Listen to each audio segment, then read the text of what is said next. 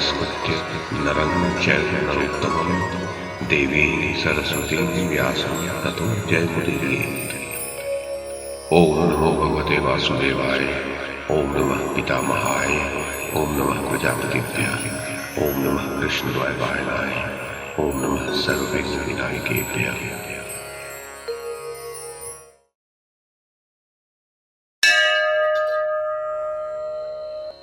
जन्मेजय ने पूछा, ब्राह्मण, मेरे प्रपितामह पांडवों ने दुर्योधन के भय से कष्ट उठाते हुए विराट नगर में अपने अज्ञातवास का समय किस प्रकार व्यतीत किया तथा दुख में पड़ी हुई द्रौपदी वहां अपने को अज्ञात रखकर कैसे निवास कर सकी। वैशंपायन जी ने कहा, राजन, तुम्हारे प्रपितामहों ने विराट नगर में किस प्रकार अज्ञातवास के दिन पूरे किए वो बताता हूँ, सुनो। यक्ष रूपधारी धर्म से इस प्रकार वरदान पाने के पश्चात युधिष्ठिर ने अरणि सहित मंथन काष्ठ ब्राह्मण देवता को सौंप दिया और अपने सब भाइयों को एकत्रित करके कहा, आज 12 वर्ष व्यतीत हो गए, अब यह 13वां वर्ष आरंभ हुआ है। इसमें बड़े कष्ट से कठिनाइयों का सामना करते हुए अत्यंत गुप्त रूप से रहना होगा। कुंती नंदन अर्जुन, तुम अपनी रुचि के अनुसार कोई उत्तम निवास स्थान बताओ, जहां यहां से चलकर हम 1 वर्ष तक इस प्रकार रहें कि शत्रुओं को हमारा पता न चल सके। अर्जुन बोले, इसमें संदेह नहीं कि उन्हीं भगवान धर्म के दिए हुए वर के प्रभाव से हम लोग इस पृथ्वी पर विचरते रहेंगे और हमें दूसरे मनुष्य पहचान न सकेंगे। तथापि मैं आपसे निवास करने योग्य कुछ रमणीय एवं गुप्त राष्ट्रों के नाम बतलाऊंगा। उनमें से किसी को आप स्वयं ही अपनी रुचि के अनुसार चुन लीजिए। भैया, कुरु देश के चारों ओर बहुत से सुरम्य जनपद हैं जहां बहुत अन्न होता है। पांचाल, चेदी, मत्स्य, शूरसेन, पटच्चर, दशार्ण, नवराष्ट्र, मल्ल, शाल्व, युगंधर, विशाल कुंती राष्ट्र, सौराष्ट्र तथा अवंती।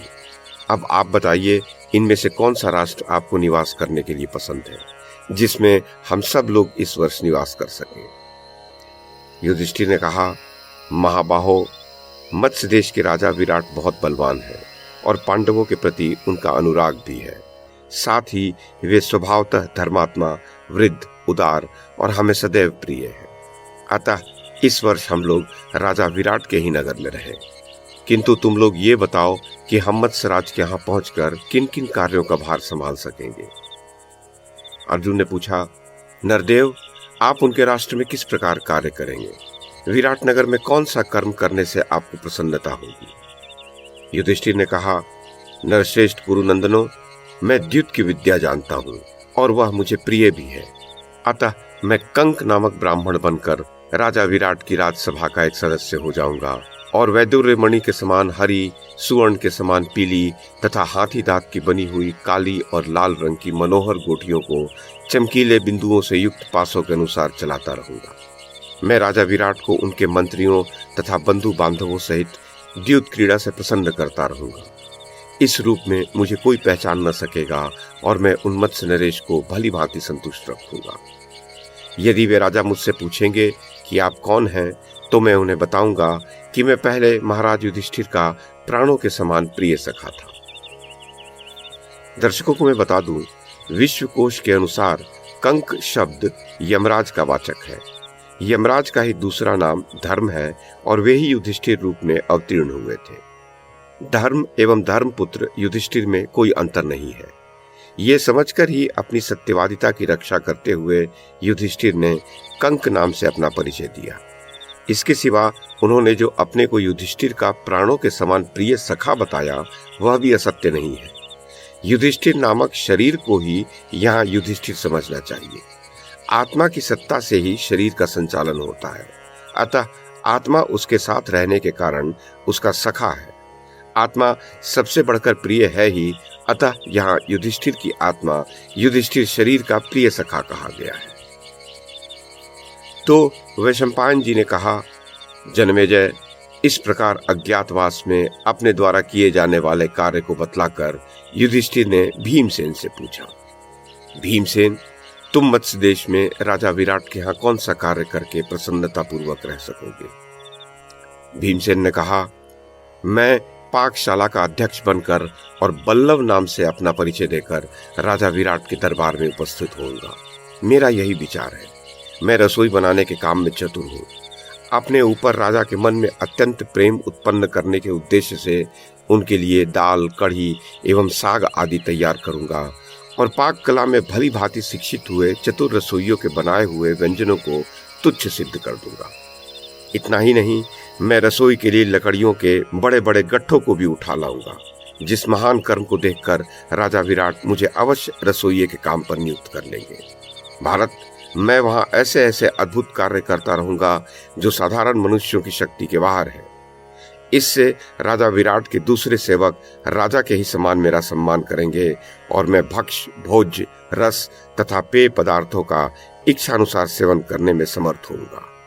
राजन, बलवान हाथी अथवा महाबली वृषभ भी यदि वश में करने के लिए मुझे सौंपे जाएंगे तो मैं उन्हें भी बांधकर अपने वश में कर लूंगा तथा जो कोई भी मल्ल युद्ध करने वाले पहलवान जन समाज में दंगल करना चाहेंगे, राजा का प्रेम बढ़ाने के लिए मैं उनसे भी भिड़ जाऊंगा। महाराज के पूछने पर मैं ये कहूंगा कि मैं राजा युधिष्ठिर के यहाँ मतवाले हाथियों को भी वश में करने वाला गज शिक्षक, महाबली वृषभों को भी पकड़कर उन्हें नाथने वाला, दाल साग आदि भांति भांति के व्यंजन बनाने वाला तथा दंगली पहलवान रहा हूँ। राजन, मुझे विश्वास है कि इस प्रकार मैं वहां सुखपूर्वक रह सकूंगा। दर्शकों को मैं बता दूं, बल्लभ का अर्थ होता है सूपकर्ता अर्थात रसोइया। रसोई के काम में निपुण होने से उनका ये नाम यथार्थी है। तो वैशंपायन जी कहते हैं, तब भीमसेन के अपनी बात कह लेने के पश्चात राजा युधिष्ठिर ने कहा, प्रत्यंचा के आघात से जिसकी त्वचा कठोर हो गई है, जिसकी दाहिनी और बाईं भुजाओं पर प्रत्यंचा की रगड़ से चिन्ह बन गए हैं, जिसने इंद्रदेव से दिव्यास्त्र प्राप्त किए हैं, जिसने अपने अप्रतिम सौंदर्य से नागराज वासुकी की बहन उलूपी का चित्त चुरा लिया था एवं जो सम्मुख युद्ध करने वाले वीरों में सबसे श्रेष्ठ हैं, वो अर्जुन वहां क्या काम करेंगे? अर्जुन ने कहा, मैं राजा की सभा में ये दृढ़ पूर्वक कहूंगा कि मैं नपुंसक हूँ। राजन, यद्यपि मेरी दाई बाई भुजाओं में धनुष की डोरी की रगड़ से जो महान चिन्ह बन गए हैं उन्हें छिपाना बहुत कठिन है, तथापि कंगन आदि आभूषणों से मैं इन ज्याघात चिन्हित भुजाओं को ढक लूंगा। मैं दोनों कानों में अग्नि के समान कांतिमान कुंडल पहनकर हाथों में शंख की चूड़ियां धारण कर लूंगा। इस प्रकार नपुंसक भाव को अपनाकर सिर पर चोटी गूंथ लूंगा और अपने को बृहन्नला नाम से घोषित करूंगा। स्त्री भाव से अपने स्वरूप को छिपाकर बारंबार पूर्ववर्ती राजाओं के चरित्र का गान करके महाराज विराट तथा अंतःपुर की अन्यान्य स्त्रियों का मनोरंजन करूंगा। राजन, मैं विराट नगर की स्त्रियों को गीत गाने, विचित्र ढंग से नृत्य करने तथा भांति भांति के वाद्य यंत्र बजाने की शिक्षा दूंगा। पांडुनंदन, मैं राजा विराट से कह दूंगा कि मैं महाराज युधिष्ठिर के घर में महारानी द्रौपदी की परिचारिका रह चुकी हूँ।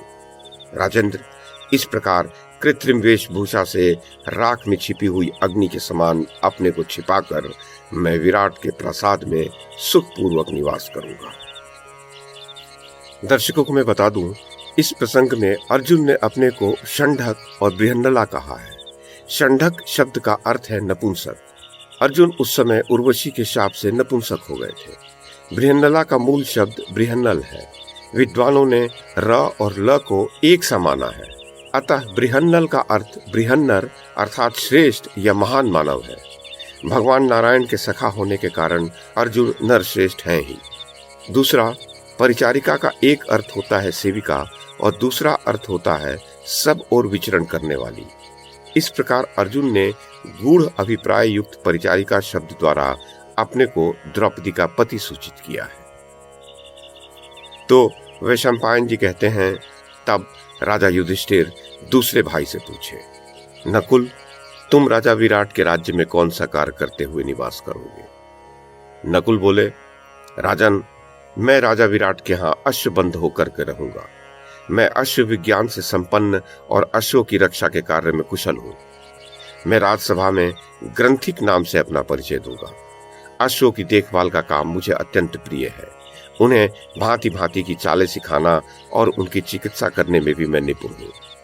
विराटनगर में जो लोग मुझसे पूछेंगे उनसे मैं कहूंगा, तात, पहले पांडुनंदन राजा युधिष्ठिर ने अश्वों का अध्यक्ष बनाकर रखा था। दर्शकों को मैं बता दूं, नकुल ने अपना नाम ग्रंथिक बताया और अपने को अश्वों का अधिकारी कहा। ग्रंथिक का अर्थ है आयुर्वेद तथा अधर्व्यू विद्या संबंधी ग्रंथों को जानने वाला। श्रुति में अश्विनी कुमार को देवताओं का वैद्य तथा अधर्व्यू कहा गया है। नकुल अश्विनी कुमारों के पुत्र हैं, अतः उनका अपने को ग्रंथिक कहना उपयुक्त ही है। इसके सिवा जिनके कल तक जीवित रहने की आशा न हो वे अश्व कहे गए हैं। इस व्युत्पत्ति के अनुसार जीवन की आशा छोड़कर युद्ध में डटे रहने वाले वीरों को अश्व कहते हैं। नकुल उनके अधिकारी अर्थात वीरों में प्रधान है, अतः उनका ये परिचय यथार्थ ही है। तो वैशंपायन जी कहते हैं, इसके पश्चात युधिष्ठिर ने सहदेव से पूछा, भैया सहदेव, तुम राजा विराट के समीप कैसे जाओगे?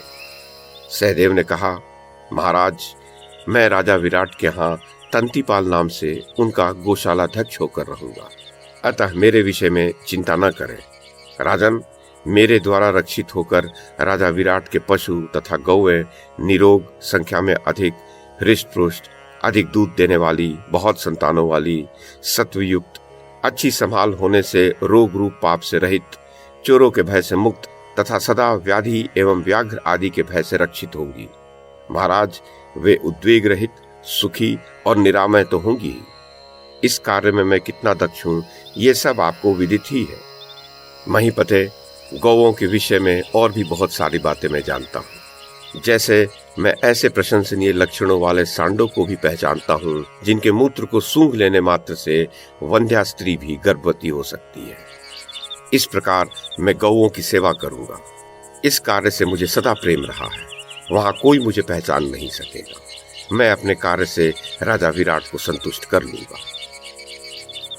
दर्शकों को मैं बता दूं, तंती शब्द वाणी का वाचक है। तंतीपाल कहकर सहदेव ने गुण रूप से युधिष्ठिर को यह बताया कि मैं आपकी प्रत्येक आज्ञा का पालन करूंगा। साधारण लोगों की दृष्टि में तंतीपाल का अर्थ होता है बैलों को बांधने की रस्सी को सुरक्षित रखने वाला, अतः सहदेव ने भी अपना परिचय यथार्थ ही दिया। तो वैशंपायन जी कहते हैं, इसके पश्चात युधिष्ठिर बोले, ये द्रुपद कुमारी कृष्णा हम लोगों की प्रिय भार्या है। इसका गौरव हमारे लिए प्राणों से भी बढ़कर है। ये तो दूसरी स्त्रियों की भांति कोई कामकाज भी नहीं जानती, फिर ये कहाँ किस कर्म का आश्रय लेकर निवास करेगी। इसका शरीर अत्यंत सुकुमार है, इसकी अवस्था नहीं है। ये यशस्विनी, परम सौभाग्यवती तथा पतिव्रता है। इस भामिनी ने जब से जन्म लिया है तब से अब तक माला, सुगंधित पदार्थ, भांति भांति के आभूषण तथा अनेक प्रकार के वस्त्रों को ही जाना है। इसने कभी कष्ट का अनुभव नहीं किया है। द्रौपदी ने कहा, भारत, इस जगत में बहुत सी ऐसी स्त्रियां हैं जिनका दूसरों के घरों में पालन होता है और जो शिल्प कर्म द्वारा जीवन निर्वाह करती हैं। वे अपने सदाचार से स्वतः सुरक्षित होती हैं। ऐसी स्त्रियों को सैरंध्री कहते हैं। सर्वसाधारण को अच्छे से ज्ञात है कि सैरंध्री की भांति दूसरी स्त्रियां बाहर की यात्रा नहीं करती, अतः सैरंध्री के वेश में मुझे कोई नहीं पहचान सकेगा। ये विचार कर मैं सैरंध्री कहकर अपना परिचय दूंगी। बालों को संवारने और वेणी रचना आदि के कार्यों में मैं बहुत निपुण हूँ। यदि राजा मुझसे पूछेंगे तो मैं कह दूंगी कि मैं महारानी द्रौपदी की परिचारिका बनकर रही हूँ।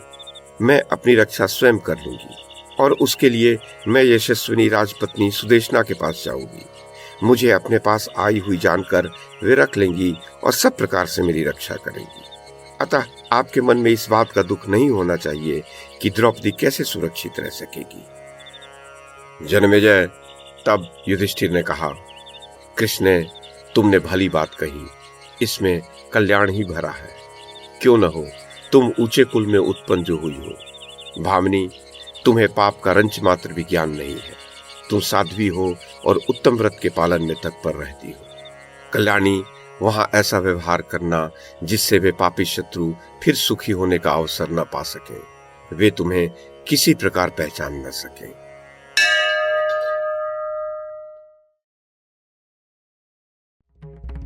YouTube के माध्यम से महाभारत की कथा को एक श्रृंखला के रूप में प्रस्तुत करने का हमारा ये प्रयास यदि आपको सराहनीय लगा हो तो कृपया इस कड़ी को लाइक और शेयर करें, चैनल को सब्सक्राइब करें और बेल आइकन को दबाएं। साथ में अन्य लोगों को भी देखने के लिए प्रेरित करें। धन्यवाद और नमस्कार।